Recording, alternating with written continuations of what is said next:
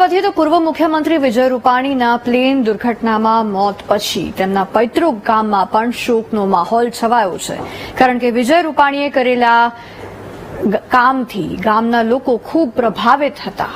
ત્યારે વીટીવી ન્યૂઝની ટીમે ચણાકા ગામની મુલાકાત લીધી તો પૂર્વ મુખ્યમંત્રી સાથેની અનેક યાદો લોકોએ વીટીવી સમક્ષ વાગોળી પણ કરી। કેવો છે ચણાકા ગામમાં માહોલ, જોઈ લો।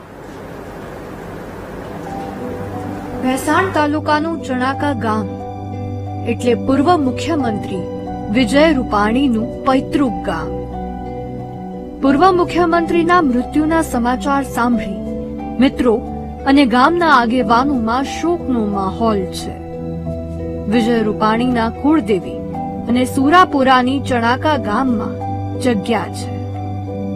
તેઓ વર્ષમાં અનેક વખત ચણાકા ગામની મુલાકાતે આવતા, પોતાના કુળદેવીના દર્શને આવતા, ગામના દરેક ધાર્મિક કાર્યોમાં તેઓ હાજરી આપતા। આખા પરિવાર સાથે એમને દીકરો છે ઋષભ છે, જે હાલમાં અમેરિકા છે, તેની પાસે પણ અમારે બધાના આખા પરિવાર સાથે સારા સંબંધ છે। અને એમ કહેવાય કે રૂપાણી સાહેબ સાથે એનો પરિવાર એક તો અમારા ઘર જેવું, કારણ કે એ લોકો આજ 2003 થી અહીંયા એમના કુળદેવી સાથે હું માનું છું ત્યારથી જોડાયેલા છે અને એમને અહીંયા કડે ભવ્ય વિકાસ પણ કરેલ છે। માં હિંગેશ્વર મહાદેવનો પણ જુનાગઢની અંદર વિકાસ કરેલ છે, એટલે એમને તો આત્મા એમના પરમાત્મા શાંતિ આપે આત્માને। અમારી ટીમ ચણાકા ગામમાં પહોંચી તો સન્નાટો જોવા મળ્યો। લોકોના ચહેરા પર દુઃખની લાગણી જોવા મળી। તેમના મિત્રો, સંબંધીઓ બધા દુઃખી જોવા મળ્યા, કારણ કે રૂપાણી સાહેબ એક એવા વ્યક્તિ હતા જેમના માટે દરેક વ્યક્તિ એક સમાન હતો।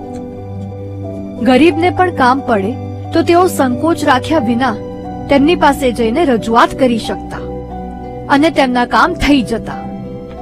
ગામમાં કોઈ મરણ થયું હોય તો પણ તેમની હાજરી અચૂક જોવા મળતી અને જો કોઈ ગરીબને હોસ્પિટલનું કામ આવી પડે તો ગુજરાતના કોઈ પણ ખૂણે તેની સારવાર માટે રૂપાણી સાહેબ મદદ કરતા। ગામના લોકો સાથે અમે વાત કરી તો અનેક યાદો ગામ સાથે જોડાયેલી જોવા મળી। ત્યારે મારા સાસુ અત્યારે જો એનું અત્યારે કરી શકે છે તો એના પ્રતાપે કરી શકે છે, કારણ કે ક્યારેય કોઈ ડોક્ટરે હાથ નહોતો ચાલ્યો ત્યારે આપણે વિજયભાઈ એક ફોન અને એક લેટર કર્યો અને રૂબરૂ અમને અમદાવાદ સિવિલ હોસ્પિટલમાં મારા સાસુ સાથે મુલાકાત કરી અને તમે કાંઈ મૂંઝાતા નહીં અને કોઈ પણ જરૂર પડશે તો હું તમને પૂરી પાડી શકીશ અને ગમે ત્યારે આવું હોય ત્યારે અમારે મને ફોન કરજો અને અમારે ઘરે પણ આવજો।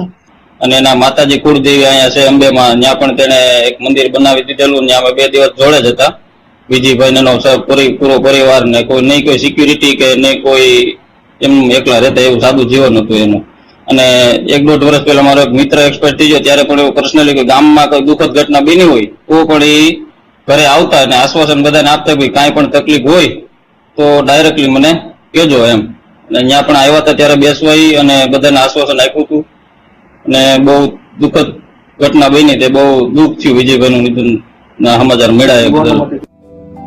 અમે મુખ્યમંત્રીના બાળપણના મિત્રોને પણ મળ્યા તો તેમણે રૂપાણી સાહેબ સાથેના સંસ્મરણો વાગોળતા કહ્યું કે જ્યારે પણ તે રાજકોટથી નીકળે એટલે ફોન કરે અને ચા તો સાથે બેસીને જ પીવાની।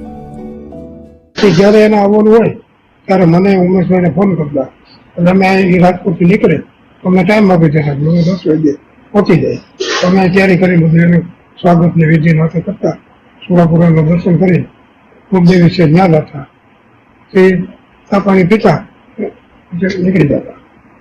આવું અમારે પહેલેથી નાતો પેલી અરે પછી આજે વિમાન દુર્ઘટનામાં વિમાન કરે થયું અને એનું મૃત્યુ થયું, અમે આખું ગામ આઘાતમાં હતું। ગામમાં કોઈ કામ હોય, કોઈ સમસ્યા હોય તો બસ રૂપાણી સાહેબને યાદ કરો એટલે કામ થઈ જાય અને ગાંધીનગર સુધી દરેક કામની નોંધ પણ લેવાય। વિજયભાઈ રૂપાણી પૂર્વ મુખ્યમંત્રી હતા, જ્યારે પોતે મુખ્યમંત્રી હતા ત્યારે અમારે કોઈ પણ કામની જરૂરિયાત હતી અમારા ગામને પૂરેપૂરી એમને મદદ કરેલી છે, ઉપયોગી થયેલા છે। જ્યારે પણ અમારે કામકાજ કાંઈ હોય, પોતે અહીંયા આવી શકે એમ ન હોય તો અમે ગાંધીનગર જતા, ત્યાં અમારે એમના જે પીએને જાણ કરતા કોઈ પણ પ્રકારનું અમારે પાસ કે કોઈ પણની જરૂરિયાત પડતી નહીં. ચણાકાનું નામ પડે એટલે અમને તરત અંદર સચિવાલયની અંદર એના ઓફિસમાં બોલાવી લેતા કે ભાઈ તમારે શું કામ છે, શું જરૂરિયાત છે. એટલે અમારી જે કાંઈ રજૂઆતો હોય, અમારી જે કાંઈ ફરિયાદ. વિજય રૂપાણી પોતાના પૈતૃક ગામને છોડી રાજકોટમાં તો વસી ગયા, પરંતુ એ યાદો હંમેશા ત્યાં જોડાયેલી રહી. ગામમાં સારો પ્રસંગ હોય કે દુઃખદ, તેમની હાજરી જોવા મળતી. આમ ચણાકા ગામ સાથે વિજય રૂપાણીની અનેક યાદો જોડાયેલી છે, જેથી તેમના મૃત્યુથી ગામમાં પણ શોકનો માહોલ જોવા મળી રહ્યો છે. જય વિરાણી, વીટીવી ન્યૂઝ, જૂનાગઢ.